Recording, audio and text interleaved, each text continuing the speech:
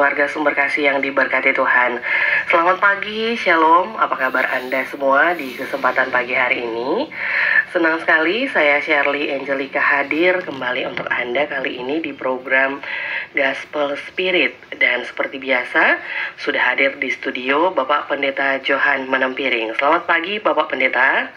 Selamat pagi Bu Shirley. Selamat baku dapa lagi dalam acara Gospel Spirit. Selamat baku dapa dengan semua pencinta Radio Sumber Kasih dalam acara Gospel Spirit khususnya. Tuhan Yesus tetap dan terus memberkati. Oke, dan seperti biasa pagi hari ini keluarga Sumber Kasih kita akan membahas tema tentang siapakah yang diselamatkan. Dan dasar firman Tuhan terdapat dalam Lukas 18 ayat 18 sampai ayatnya yang ke-27. Sebelumnya kita akan berdoa, silakan. Mari berdoa. Bapa Sorgawi, Bapa yang Maha Baik, kami bersyukur karena selalu Engkau memberikan kami kesempatan untuk mendengarkan firman-Mu. Karuniakan kami pendengaran yang baik, karuniakan kami hati yang terbuka, pikiran yang ingin memahami, sehingga ketika firman-Mu dibacakan dan dipercakapkan, kami dapat mengerti, memahami rancangan kasih setia Tuhan untuk kami. Roh Kudus penuhi roh kami, agar kami boleh memahami firman-Mu dalam bahasa batin kami. Silakan Roh Kudus beracara Engkau dengan sebebas-bebas-Mu di kalangan para pendengar Radio Sumber Kasih. Dan Engkau yang akan terus menggaungkan firman-Mu ke dalam nurani, ke dalam batin masing-masing pendengar. Di dalam nama Tuhan Yesus firman kehidupan, kami mohonkan doa kepada Bapa di sorga. Amin. Pembacaan kita diangkat dari Lukas pasal 18. Lukas 18 ayat 18 sampai ayat yang ke-27. Lukas 18 ayat 18 sampai 27 nanti dibacakan oleh Ibu Shirley Angelica. Oke, Lukas 18 ayat 18 sampai ayatnya yang ke-27. Dengan judul Orang Kaya Sukar Masuk Kerajaan Allah. Ada seorang pemimpin bertanya kepada Yesus, "Guru yang baik, apa yang harus kuperbuat untuk memperoleh hidup yang kekal?" Jawab Yesus, "Mengapa kau katakan aku baik? Tak seorang pun yang baik selain Allah. Selain Allah saja. Engkau tentu mengetahui perintah-perintah ini. Jangan berzina, jangan membunuh, jangan mencuri, jangan memberi kesaksian palsu, hormatilah ayahmu dan ibumu." Kata orang itu, "Semuanya itu telah kuturuti sejak masa mudaku." Mendengar itu, Yesus berkata kepadanya, "Tinggal satu kekuranganmu. Jualah segala yang kau miliki dan bagi-bagikanlah itu kepada orang-orang miskin. Maka engkau akan memiliki harta yang di surga. Kemudian datanglah kemari dan ikutlah aku." Mendengar perkataan itu, orang itu menjadi amat sedih sebab ia sangat kaya.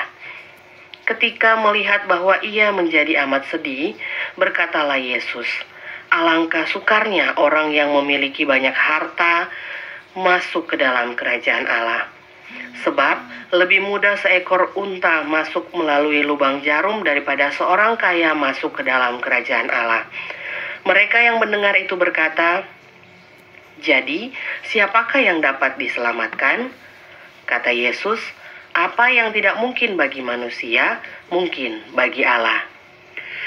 Demikian jauh pembacaan firman Tuhan. Diberkatilah semua kita yang mendengar, merenungkan firman Tuhan, memelihara firman Tuhan dalam hati, dan melakukan firman Tuhan dalam kehidupan setiap hari. Siapakah yang diselamatkan? mengerikan.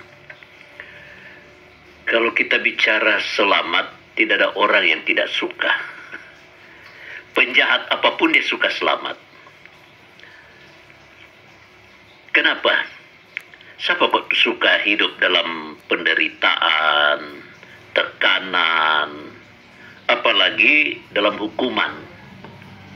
Nah, apalagi kalau bicara hukuman, bukan cuma hukuman penjara seperti para penjahat masuk penjara, tapi hukuman yang Alkitab mencatat dalam Wahyu 21 ayat 8, neraka itu adalah lautan yang menyala-nyala oleh api dan belerang. Wah, hukuman orang yang nanti tidak diselamatkan adalah masuk ke dalam lautan yang menyala-nyala oleh api dan belerang. Ngerikan. Sedang cuma mau kena api rokok, asi sumanucu. Ada yang baku sedu begini. Kalau ngana nak bertobat, ngana mau masuk neraka. Kalau ngana nak terima Tuhan Yesus sebagai penebus dan juru selamat satu-satunya, ngana mau masuk neraka. Dia bilang begini, enak tarik. Kalau di neraka kan banyak bintang film. Jadi banyak bintang-bintang film yang cantik-cantik kata ada di sana, jadi batamang. Dia bilang nak tahu. Neraka kan lautan api. Jadi enter bintang film semua so terbakar angus semua. So ada potongan, so ada model. Jadi kada boleh DP cantik, so ada DP cantik, so angus, so terbakar. Jangan ambil barang kon taruh di api, melihat berubah tuh dia jadi angus tuh.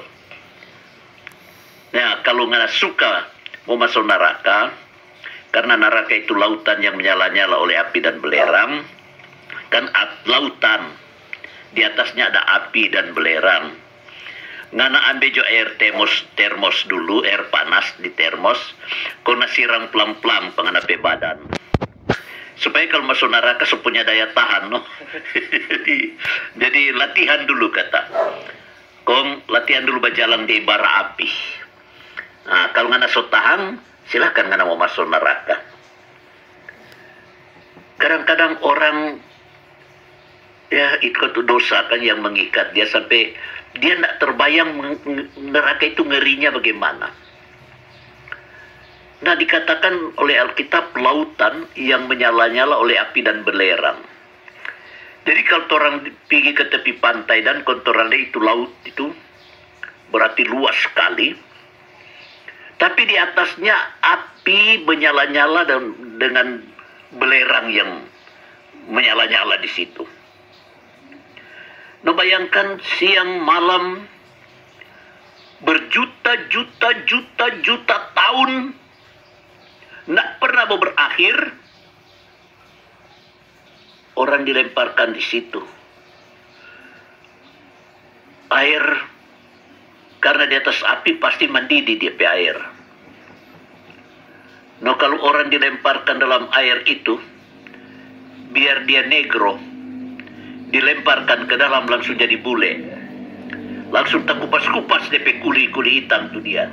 Kurang ada tuh tawa-tawa mau keluar. Tapi ketika dia keluar ke permukaan, dibakar oleh api belerang. Maka lebih monyet DP wajah daripada monyet. Nah, saya istilahkan di neraka itu orang jadi, kalau dia pintar berenang jadi bule ngo. Dia masuk keluar.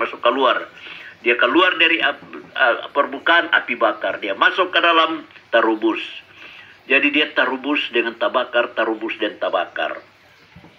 Dan itu berjuta-juta tahun. Tidak akan berakhir karena Alkitab mencatat so kekal.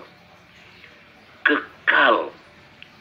Di dalam kekekalan itu kondisinya so permanen. Sudah bisa berubah, sudah bisa pindah tambah. dia keberadaan di situ seterusnya. Sebenarnya neraka itu Tuhan ciptakan itu cuma for iblis. Malaikat-malaikat yang memberontak kepada Allah.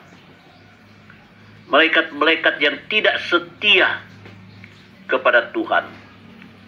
Jadi neraka itu Tuhan ciptakan for pemberontak dalam kerajaan Allah.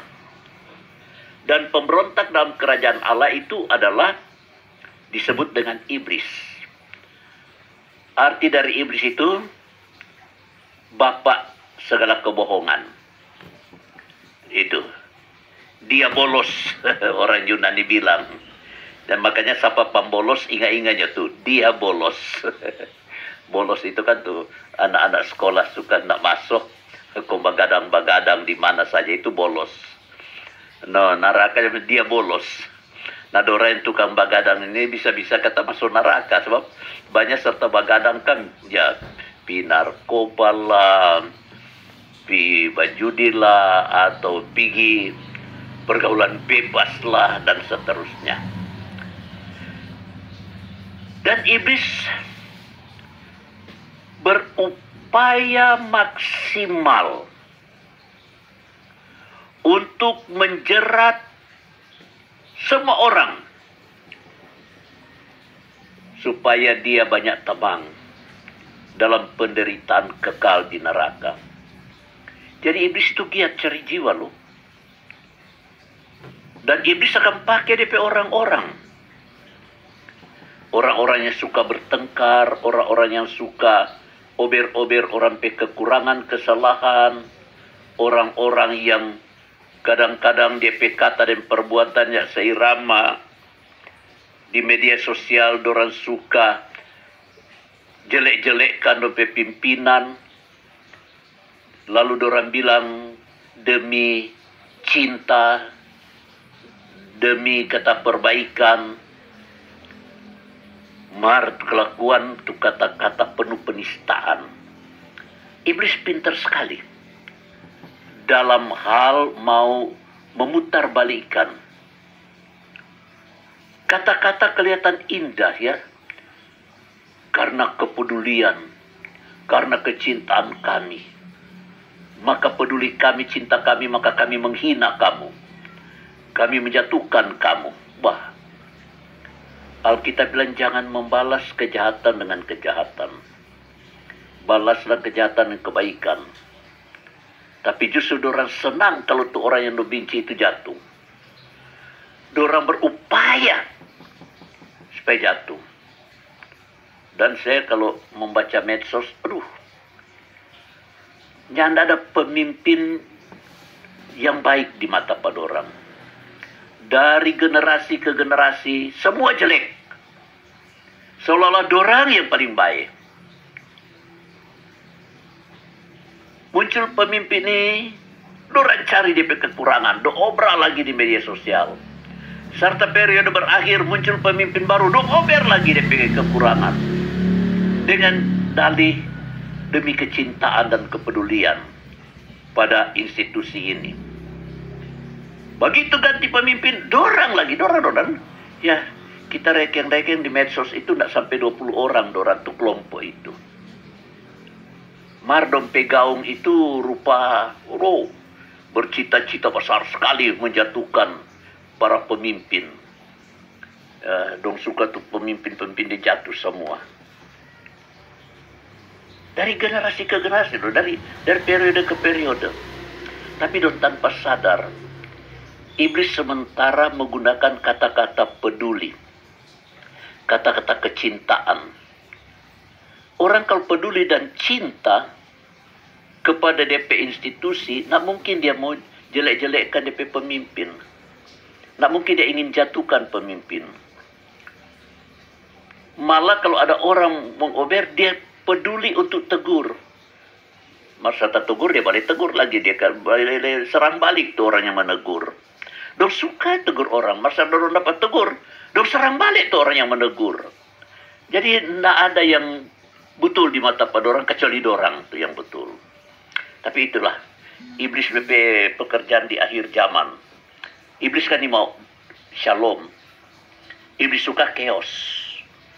Nah, Tuhan Yesus datang kan menghadirkan shalom, damai sejahtera. Tapi iblis membuat kekacauan. Jadi banyak orang ingin selamat, tapi dorangnya tidak waspada. Sebenarnya dorang kata-kata cinta kepada Tuhan, cinta kepada institusi, peduli kepada itu, sementara dipakai oleh iblis. Tapi ya, iblis memang so pegang baik-baik, karena iblis suka bikin chaos. Anak Tuhan, dia harus wajib menghadirkan shalom. Dia harus wajib untuk menyatakan kebenaran dengan tidak menjatuhkan. Tuhan Yesus ketika didatangi oleh, dikatakan seorang pemimpin. Memang di kitab Lukas ini cuma bilang kata seorang pemimpin. Tapi kalau melihat dalam dialog, dia ini pasti pemimpin yang berpengaruh dalam agama Yahudi. Dan juga punya pengaruh dalam masyarakat. Karena apa? Karena dia ini orang kaya. Dan biasakan orang kaya, apalagi ada talenta-talenta, itu dorang angkat jadi pemimpin. Karena banyak orang bilang, oh, kalau dia jadi pemimpin kan lancar semua. Dari segi ekonomi dia akan pergunakan. Ya di satu sisi betul, kata no, orang kalau kaya kong jadi pemimpin, tentu organisasi itu nyedak le perlu mau jalan-jalan leis untuk cari-cari dana. Karena tuh orang kaya itu dia biasa membiayai. Dan saya melihat ada beberapa ya persekutuan doa dipimpin oleh orang-orang kaya. Oh, lancar semua ketuk. Sampai setiap ibadah tuh orang-orang susah dia ajak datang beribadah, dia kasih akan doi daripada orang pulang, dia kasih akan transportasi atau dia sediakan kendaraan untuk antar jemput. Jadi memang ketuk di satu sisi orang kalau kaya atau banyak doi punya fasilitas banyak. Nah, kalau dia jadi pemimpin kan lancar tuh kegiatan-kegiatan. Cuma pengikut-pengikutnya kalau datang beribadah cuma mau dapatkan doi, cuma mau ikut rame karena pemimpin dorang banyak doi. Kalau tuh pemimpin ini pindah tempat, atau pemimpin ini jadi tua, atau pemimpin ini meninggal, maka pasti organisasi yang dipimpin ini akan menurun. Akan kehilangan banyak anggota. Karena apa? Karena orang-orang yang dipimpin itu cuma mengandalkan materinya. Nah, kelihatan pemimpin yang datang ke Tuhan Yesus ini punya pengaruh dalam keagamaan. Sebab mulai dia datang ke Tuhan Yesus mau bertanya tentang keselamatan. Dan dia kalau ikuti pembacaan ini, percakapan Tuhan Yesus, dia pahami soal hukum Taurat. Karena ketika dia bertanya begini kepada Tuhan Yesus, Guru yang baik, apa yang harus aku perbuat untuk memperoleh hidup kekal? Jadi dia bicara soal hidup kekal, soal kehidupan sesudah kita tinggalkan dunia ini. Dan dia mengatakan Yesus adalah guru yang baik. Dan Yesus mampu melihat DP hati. Apa sebab dia datang ke Tuhan Yesus bikin pertanyaan, apa yang harus aku perbuat untuk memperoleh hidup yang kekal? Maka Yesus tidak langsung bicara dari segi hukum agama. Tapi Yesus menjawab dengan kalimat, mengapa kau katakan aku baik?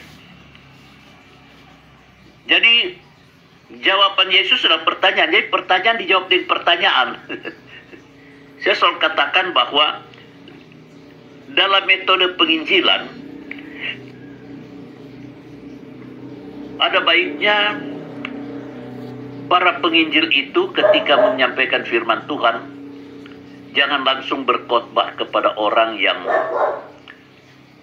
mungkin berkuda dengan kita pun kita tetap jelaskan firman Tuhan. Jangan langsung khotbah. Tapi sebaiknya menyampaikan kata-kata salam, menjalin keakraban, dan dimulai dengan pertanyaan. Apa kabar? Ada baik-baik Jo?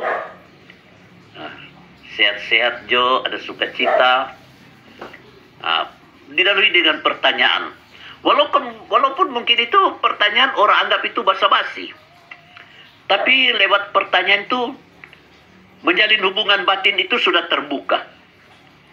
Sehingga percakapan lanjutan ini akan berkesinambungan dengan baik. Ketika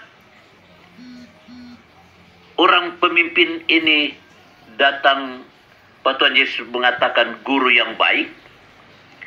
Yesus berjawaban bahwa mengapa kau katakan aku baik? Nah, sekaligus pertanyaan dalam mengoreksi pemimpin ini hati. Betul-betulkah ngana datang pak kita ini mau cari tahu tentang hidup kekal? Mau cari tahu kehidupan sesudah kematian. Sampai Tuhan Yesus bilang, apa? Kau katakan aku baik. Jadi pertanyaan mengoreksi juga. Betul-betulkah ngana datang pak kita ini mau dengan maksud hati yang baik? Lalu Tuhan Yesus bilang, tak seorang pun yang baik selain daripada Allah saja. Lah, bukankah Yesus adalah Allah yang menjadi manusia? Kenapa Yesus bilang bahwa tidak ada satupun yang baik selain daripada Allah saja? Padahal Yesus sendiri tidak pernah melakukan kesalahan. Jadi logikanya Yesus adalah manusia yang paling baik. Dan memang tidak ada manusia sebaik dari Tuhan Yesus. Tidak membalas kejahatan dengan kejahatan, tapi membalas kejahatan dan kebaikan. Rela berkorban waktu, tenaga, dana, perasaan, dan setia dalam tanggung jawab memberitakan kerajaan Allah, menghadirkan mujizat-mujizat, mengusir setan, menyembuhkan orang sakit, dan melakukan banyak tanda-tanda, baik tanda-tanda alam, untuk menghadirkan tanda-tanda kerajaan Allah, baik untuk membangun kesejahteraan, keselamatan umat manusia. Dan ketika Yesus berkata, tak ada seorang pun yang baik selain daripada Allah, baru Yesus sambung dengan perkataan, engkau tentu mengetahui segala perintah Allah. Tuhan Yesus lihat DP hati. Ya, DP hati ini kan tuh datang mau diskusi dengan Tuhan Yesus. Lalu Tuhan Yesus bilang, engkau tentu mengetahui segala perintah Allah. Apa tuh perintah Allah? 10 hukum itu diantaranya yang Tuhan Yesus sebut, jangan berzina, jangan membunuh, jangan mencuri, jangan mengucapkan saksi dusta, hormatilah ayah dan ibumu. Ketika Tuhan Yesus sudah ungkapkan itu dari hukum Taurat, ternyata orang ini adalah orang agamais. Dia bilang begini, semua itu telah kuturuti sejak masa mudaku. Jadi dia bilang, dia so ikut kita sejak dia dari muda dia so ikut. Atau dengan kata lain, dalam kehidupan agamais itu dia juga tidak ada kesalahan, tidak ada kekurangan. Artinya kehidupan beragama itu saya sungguh-sungguh melakukannya dengan sebaik-baiknya. Wah, luar biasa kan? Dia kesaksian hidup ini. Dia seorang beragama yang betul-betul saleh. Tapi ternyata seberagama yang begitu saleh, dia masih meragukan apakah dia mau selamat atau tidak. Ini juga memberikan gambaran pada orang bahwa kehidupan beragama tidak menjamin bahwa seseorang itu sudah memiliki hidup yang kekal. Kehidupan beragama dalam pengalaman bermasyarakat, berbangsa, dan bernegara, justru kehidupan beragama itu potensi konflik yang besar. Apalagi di Indonesia ini. Di Indonesia ini kalau bicara agama, itu kalau salah bicara, memang tuh langsung ada penyerangan-penyerangan. Baik penyerangan secara fisik, mau penyerangan secara medsos, bahkan tuntutan-tuntutan hukum. Jadi kehidupan beragama ternyata potensi konflik besar sekali. Padahal dalam kehidupan beragama mengajar orang takut akan Tuhan. Mengajar orang mengasihi Tuhan dan mengasihi sesama. Dan semua agama pasti mengajarkan hal yang itu. Mengasihi Tuhan, mengasihi sesama. Tapi dalam prakteknya enggak. Gus Dur pernah bilang begini dalam YouTube yang saya dengar. Jika engkau menyanjung kitab sucimu dan tersinggung serta marah apabila ada orang mengeritik kitab sucimu atau mengoreksinya, maka berarti yang engkau tuhankan adalah buku kitab suci itu, bukan Tuhan. Buku yang disebut kitab suci itu yang kau tuhankan. Saya dengar tuh dia betul juga. Kalau orang koreksi DP buku, apakah itu orang Kristen Alkitab dan agama-agama lain dengan dia pe kitab-kitab sucinya, lalu orang koreksi, lalu dia naik darah, kok marah, kok ingin menyerang, itu berarti yang dia tuhankan kata bukan Allah. Yang dia tuhankan adalah kitabnya, bukunya. Kata Gus Dur ya dalam YouTube. Saya pikir-pikir itu ada kebenaran. Karena Gus Dur bilang, kalau orang beragama, dia mengasihi Tuhan tuh, tidak mungkin dia memusuhi sesama. Tidak mungkin perbedaan-perbedaan itu menjadi potensi konflik. Sekali lagi, kalau betul-betul orang beragama yang betul, tidak mungkin perbedaan itu jadi sumber konflik. Dan tidak mungkin dia ingin mengeritik dengan menjatuhkan. Mengeritik dengan menjelek-jelekkan. Dari kata-katanya dia ingin sekali orang yang kritik itu jatuh. Nah mungkin kan orang beragama betul. Karena agama kan mengajarkan kasih. Dan kasih itu mengajarkan pengampunan. Kasih itu mengajarkan belajar melupakan orang pesalah. Orang pedosa. Karena Tuhan sendiri tidak ingat orang pedosa. Masa orang ingat-ingat orang pedosa? Orang yang lebih Tuhan dari Tuhan. Kalau orang ingat-ingat orang pedosa berarti orang Tompe Tuhan adalah iblis.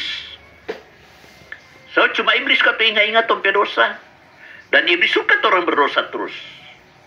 Supaya kalau orang baku benci kan orang hidup dalam dosa. Kalau orang baku hina kan orang hidup dalam dosa. Mari iblis menyanda, betul mana, betul. Kung ada di petamang sekelompok lagi, seide dan dorang, betul ngana. Saling membetulkan yang salah. Saling membetulkan yang jelek. Saling membetulkan saling membenci. Wah, iblis ini kelakuan memutar balikan fakta. Dan banyak orang terjebak di dalamnya tanpa dia sadar. Ya, atau mungkin dia sadar, memang masih boleh berubah. Apalagi kalau bertahun-tahun. Dia suka mengeritik, saya tahu. Dari periode ke periode, selalu dia kritik pemimpinnya. Kira-kira kalau orang mati di mana, Kang?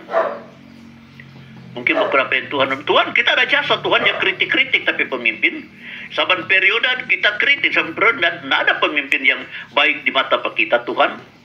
Jadi kita masuk surga kan, Tuhan. Mungkin sama itu orang pemimpin yang datang ini. Nah, itu sebabnya Tuhan Yesus bilang cuma tidak ada yang baik, cuma Tuhan Allah yang baik.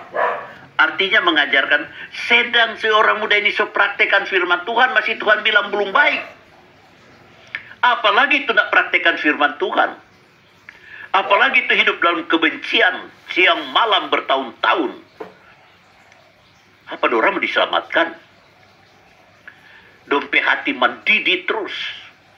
Kong cari orang melalui grup medsos untuk saling mendukung, menjatuhkan orang lain. Ya, iblis memang dia punya keinginan sebanyak-banyak orang. Dia boleh dapat jerat masuk ke dalam lautan yang menyala-nyala oleh api dan belerang. Tapi itu mau bagaimana? Tuhan berikan hak bebas pada tiap manusia. Masuk neraka itu pilihan. Masuk surga juga itu pilihan. Tapi untuk masuk surga Tuhan kasih standar. Ada kriteria. Untuk masuk neraka, kebebasanmu. Makanya ketika pemimpin agama ini datang bertanya ke Tuhan Yesus, dia pikir dengan berbuat baik. Karena dengan berbuat baik, kita praktekkan semua hukum agama, kita pasti mau masuk surga. Tuhan Yesus bilang enggak. Keselamatan bukan soal perbuatan baik. Dan agama bukan jalan menuju ke surga. Malah orang beragama tanpa Tuhan justru menuju neraka. Dan di sini dikatakan tidak ada seorang pun yang baik selain daripada Allah saja. Jadi artinya biar orang hidup dalam praktek keagamaan yang saleh belum tentu selamat. Apalagi praktek keagamaan yang penuh kebencian dan kemarahan. Dorang jalan tol masuk neraka. Dan Tuhan Yesus bilang, engkau tentu mengetahui perintah Allah, hukum-hukum Tuhan. Orang itu bilang, semua telah kuturuti sejak masa mudaku. Artinya bertahun-tahun, dia itu hidup dalam kehidupan agamais. Dalam kehidupan agamawi. Dia itu hidup dalam lingkungan praktek hukum agama. Dan Tuhan Yesus bilang, ada satu tu kurang pengana. Apa? Tuhan Yesus bilang, jual semua tu ngana kekayaan itu, kong berbagi akan for orang miskin. Wah, kok Tuhan Yesus bilang, bagaimana ya kalau orang mau tafsir ini secara logika manusia berdosa ya? Kok Tuhan Yesus ini udah pakai otaknya enggak ya? Masa orang kaya harta, Tuhan Yesus suruh jual kau berbagi, semua le dikatakan, kau kasih orang miskin. Nah, saya katakan tadi otak manusia berdosa ya. Dia boleh kritik pada Tuhan Yesus. Mana mungkin Tuhan kok bisa ajar begini? Seharusnya Tuhan Yesus mesti rangkul nih orang kaya. Ini kan pola pikir manusia berdosa. Sebaiknya Tuhan Yesus mesti rangkul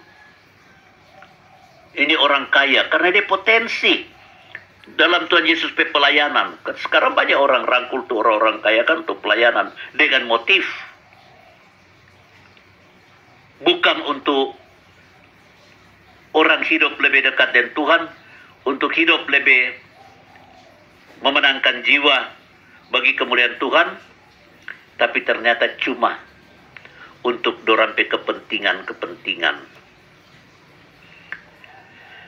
Ketika Tuhan Yesus bilang, tinggal satu hal yang lagi harus kau lakukan. Jadi kurang satu. Dari hukum agama kurang satu. Apa itu dia? Mengasihi orang miskin. Itu kan. DP inti sini bukan soal harta. Soal mengasihi orang miskin. Kepedulian kepada orang miskin. Maka Tuhan Yesus bilang, juallah segala yang kau miliki. Juallah segala. Berarti tidak ada tersisa pada dia. Kau bagi-bagi akan ke orang miskin. Nah kalau sudah itu, habis dengan sebaik itu, datang ke kemari. Pak kita. Karena engkau sudah beroleh harta di sorga. Jadi dari kata-kata ini Tuhan Yesus mau bandingkan. Kalau ngana ingin hidup kekal, keselamatan, jangan bergantung pada harta. Jangan bergantung pada perbuatan baik. Jangan bergantung pada kekayaan. Karena orang kalau bergantung pada kekayaan, dia rasa sempurna di hidup. Dia lupa bahwa kekayaan itu pun bukan dia punya. Sekali lagi, kekayaan itu pun bukan dia punya. Dia cuma pegang sementara. Dia cuma bisa menikmati sementara. Mengapa? Karena satu waktu kekayaan akan tinggalkan dia atau dia akan tinggalkan kekayaan. Sekali lagi, kekayaan itu bukan milik permanen. Harta yang ada pada kita bukan milik permanen. Alkitab bilang cuma sementara. Karena satu waktu, harta itu akan kita tinggalkan, atau harta itu akan tinggalkan kita. Bagaimana nih permainan kata begini? Ya, harta itu kita akan tinggalkan, kita mati. Kalau kita semati, por apa dia tapi harta? Jangankan semati, saya bilang belum mati, belum tentu dia senikmati itu harta. Saya mengikuti ungkapan di YouTube. Ketika orang itu jadi kaya, dia berilmu tinggi, punya kekuasaan yang besar, dan setelah dia ditua, dia mengatakan, ternyata semua yang kumiliki ini cuma sementara. Setelah istrinya meninggal, dia hidup kesepian. Anak-anaknya sudah studi di luar negeri, sudah kawin, dan mungkin 1 bulan 1 kali bertelepon dengan dia. Sementara dia hidup sendiri di rumah yang besar. Mau naik tangga pun sudah tidak mampu karena sudah tua. Jadi hidup cuma terputar-putar di ruang tamu, dilayani oleh seorang pembantu. Lalu dia melihat Dulu rumahku ini yang besar, penuh dengan anak-anak, riang gembira, sering bertengkar, sering baku sayang. Tapi sekarang setelah jadi tua, ditinggalkan istri, ditinggalkan anak-anak, istrinya meninggal dan anak-anak sudah berumah tangga dan berada di luar negeri. Dia kesepian seorang diri. Lalu dia merenungkan, ternyata semua ini cuma sementara. Kita punya uang yang banyak di bank, tapi kita sini boleh piambe. Siapa yang boleh piambe? Mau berjalan pun susah. Dulu kita boleh bawa oto, sekarang tak boleh bawa oto. Kurang tak tinggal di rumah terus.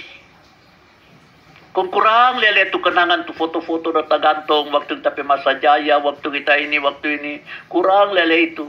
Kurang lele itu album-album foto-foto kenangan. Tapi sudah tidak terulang lagi. Tinggal menunggu kematian.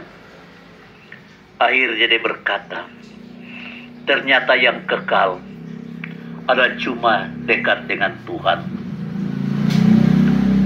Kalau kita mengejar harta, sebenarnya kita sementara ditipu oleh iblis jika kita tidak mencari Tuhan. Sebab itu orang kaya ini ketika Tuhan bilang, juallah hartamu, dia sedih. Karena dia pikir kita hidup tak gantung dari harta. Dan memang manusia hidup kan butuh juga harta. Siapa manusia nak suka harta? Siapa manusia nak suka doi? Sampai ada orang yang bilang begini, nyanda ada doi, hidup sengsara, rasanya mau mati. Nyanda ada doi, hidup sengsara, rasanya mau mati. Kalau juga banyak doi, juga hidup sengsara, dan juga gampang mati. Dan siapa? Banyak doi kan kadang-kadang so glamor, so segala macam dosa dia bikin. Serta itu dapat penyakit. Kurang dia pikir-pikir, DP dosa mengejar DP hati. Jadi ternyata banyak doi juga sengsara, nyada ada doi juga sengsara. Makanya Tuhan Yesus bilang, ikuti dia. Ikut dengan Tuhan Yesus ada damai sejahtera. Karena Yesus adalah Raja Damai. Bukankah Yesus datang ke dalam dunia ini untuk mendamaikan kita dengan Allah dan mendamaikan kita dengan kita? Bukankah tujuan Tuhan Yesus datang lahir sebagai manusia, Allah menjadi manusia, untuk membuka jalan manusia ke sorga? Karena manusia sudah membuka jalan ke neraka. Semua manusia sedang membangun jalan ke neraka dengan dosanya. Sebab dosa, makin senang bikin dosa, makin lebar jalan menuju ke neraka dia bangun. Karena Tuhan Yesus bilang, jalan ke surga itu sempit, jalan ke neraka itu lebar. Makanya orang yang suka bebas bikin dosa, lebar sekali dia menuju neraka. Jalan tol. Dan ketika Tuhan Yesus lihat ini pemimpin ini sedih, dia tidak mampu untuk meninggalkan DP harta. Tuhan Yesus lihat, oh ini berarti dia sudah jadikan hartanya adalah Tuhan. Dia sangat sedih karena kaya. Maka Tuhan Yesus bandingkan itu kekayaan itu dengan onta. Orang kaya ini dengan onta. Tuhan Yesus bilang begini, alangkah sukarnya orang yang beruang masuk ke dalam kerajaan Allah. Lebih mudah seekor onta masuk lubang jarum daripada seorang kaya masuk ke dalam kerajaan Allah.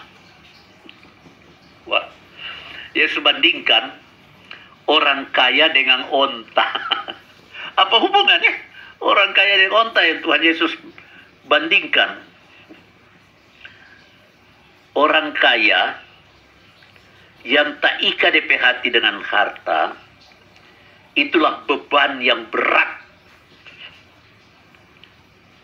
Jadi kekayaan itu jadi beban yang berat bagi dia untuk dia jaga. Onta, DP punggung belakang itu so jadi beban pada dia seumur hidup. Kan onta kan orang dia ada DP kalau orang kefe kang. Kefe. DP kefe bagian belakang pantai leher dia ada bongko tinggi. Nah dia kalau pulang jam so agak malam, pintu gerbang Israel itu, pintu gerbang Yerusalem itu so tutup jam 6 sore dan so tutup pintu gerbang. Jadi orang-orang yang dalam perjalanan harus cepat pulang sebelum gerbang tutup. Tapi mungkin banyak kesibukan, ada yang datang so terlambat. Nah, so terlambat di sei pintu gerbang ada pintu kecil. Itu yang disebut lubang jarum. Jadi lubang jarum itu pintu kecil di sei gerbang. Nah itu orang mesti babongko kalau mau masuk di situ karena pintu kan kecil. Kenapa kok kecil? Karena itu cuma penjagaan.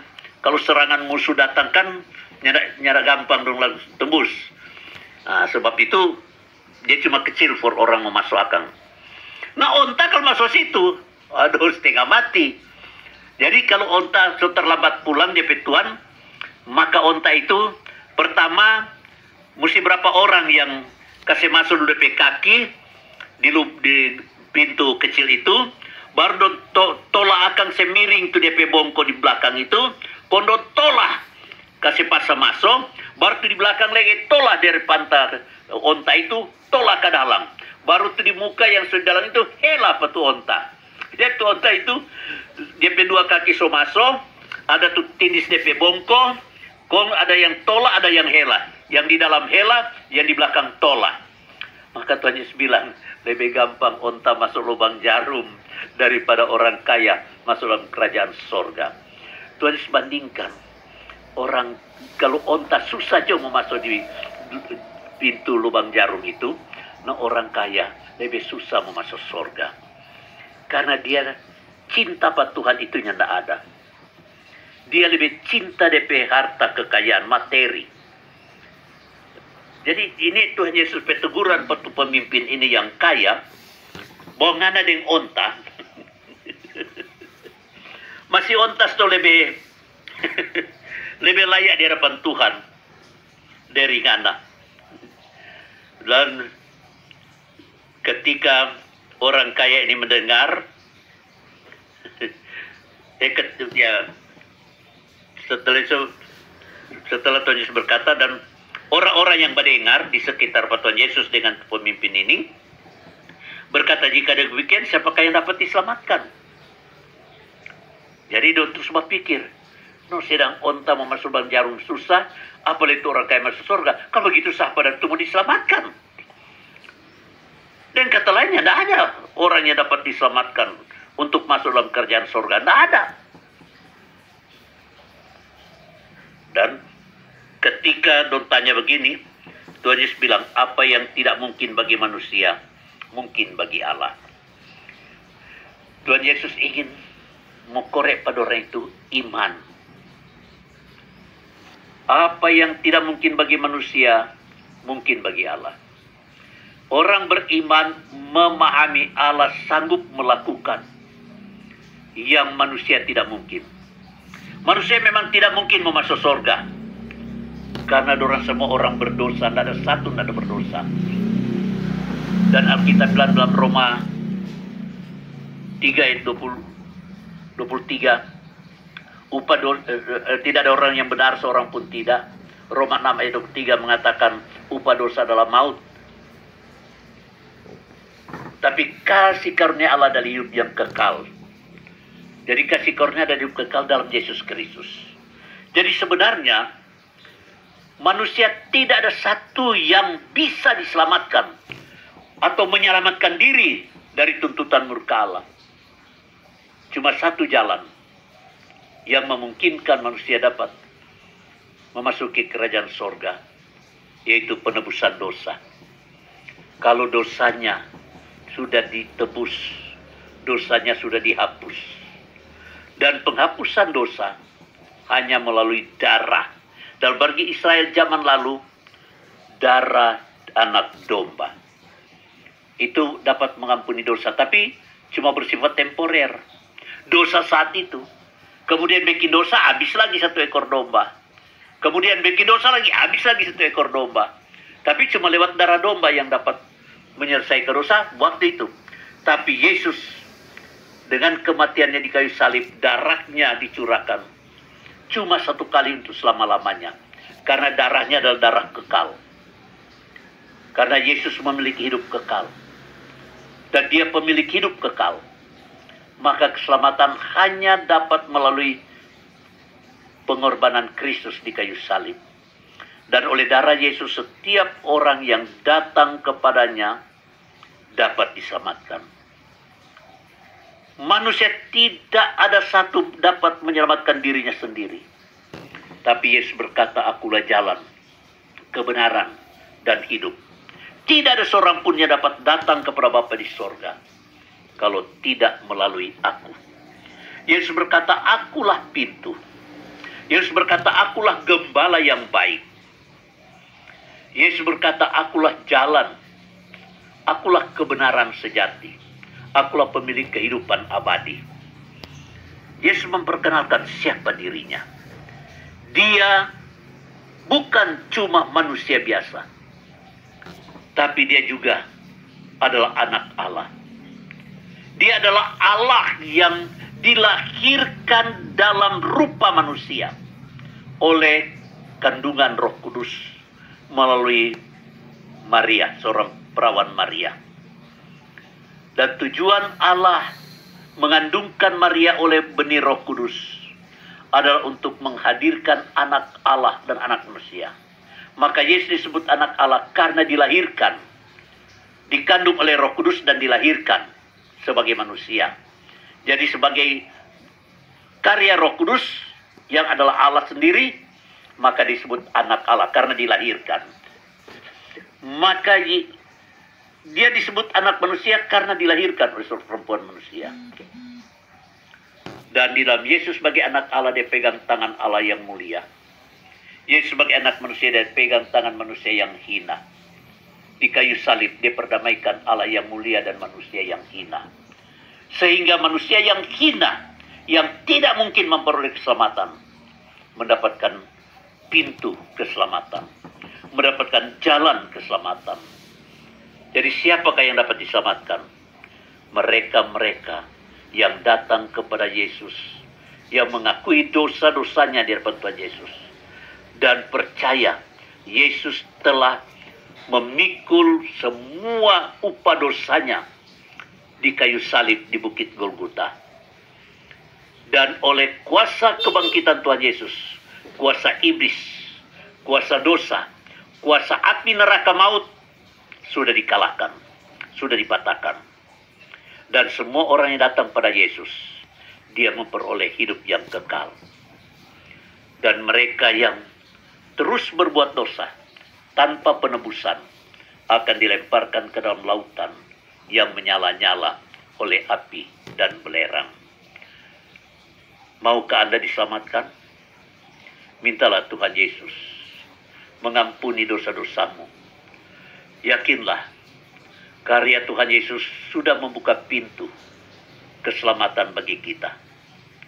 Bukalah hati, undanglah Tuhan Yesus, masuklah di hatiku, bertakhtalah di hatiku. Aku mau menerima Engkau sebagai Tuhan dan Juru Selamat pribadi. Tuhan Yesus memberkati. Amin. Ya oke, baik keluarga sumber kasih yang diberkati Tuhan. Saya akan menghadirkan kidung pujian untuk Anda.